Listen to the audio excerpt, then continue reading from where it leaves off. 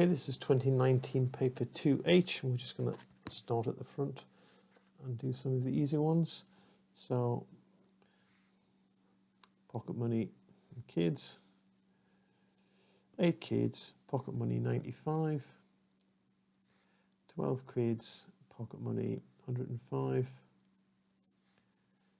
15 kids, pocket money 115. 10 kids, pocket money 125. 3 kids, pocket money 135. And I'm just going to look the answer up because I can't be bothered to type it in.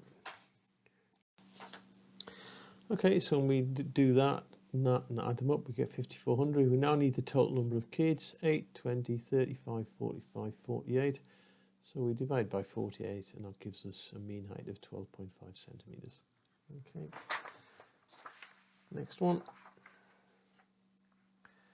Construct a perpendicular bisector. So we put the compasses on this side and we do an arc there and an arc there.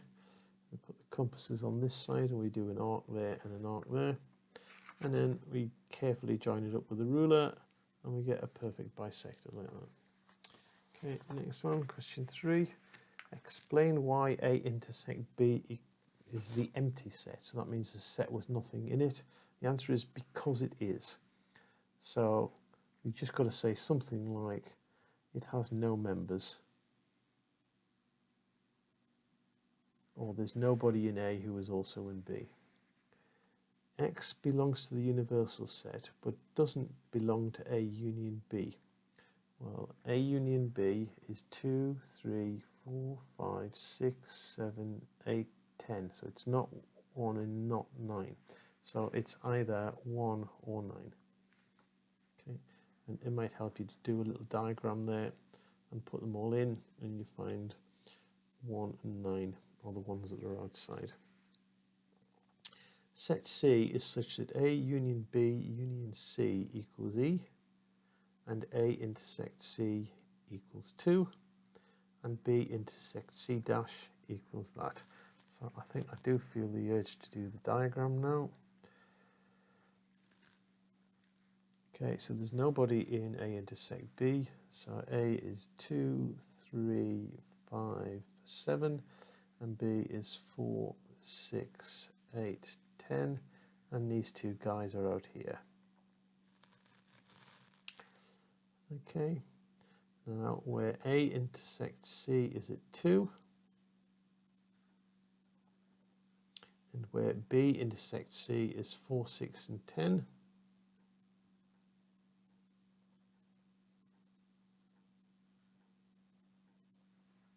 Okay, and it captures that. Okay, so I can't think of any better way to explain that.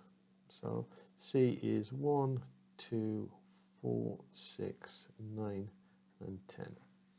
Because C makes everybody, so he's got to have those two in, and he includes the 2 from him, and he includes the 4, 6, and 10 from him. So if you just move them around, that's where they've got to go. Okay. Next bit. A bit fiddly that early in the paper. Okay, so diameter 14 and height, pi r squared h equals pi times 7 squared times 20.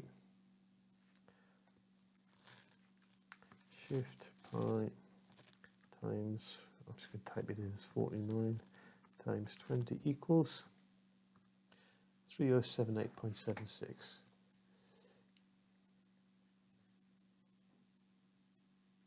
So the 3 significant figures, him and his 2 friends, is 3080.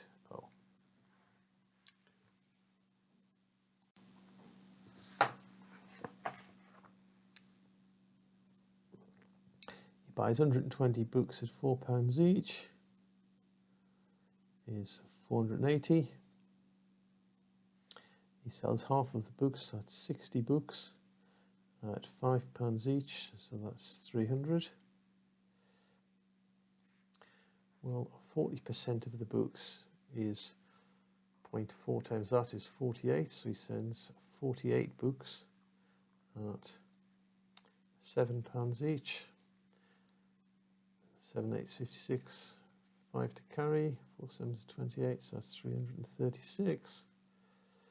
And he sells the rest of the books for £8 each. That's 120, 180, 228. And I've got that completely wrong. Sorry. 60 books at £5 each. No, I haven't got it right written down. 60 books at £5 each. 48 books at £7 each. So what's left? Well, there's 12 left, so it's 12 books at £8 each. 12 8s are £96. So what he's made altogether is 300 plus 336 plus 96 equals. That gives us 732. Okay, 732 minus 480 is 252. So he's made 252 on his initial outlay of 480. So that's 0.525. So that's 52.5% profit. Now obviously you need to show some of that working, but I'm presuming this is a fairly easy question. One book that Josh owns had a value of £15 on the 1st of May 2019. The value of this book had increased by 20% in the last year. So find the value of the book on the 1st of May 2018. So at the start it was X. It went up by 20%. And that came to £15.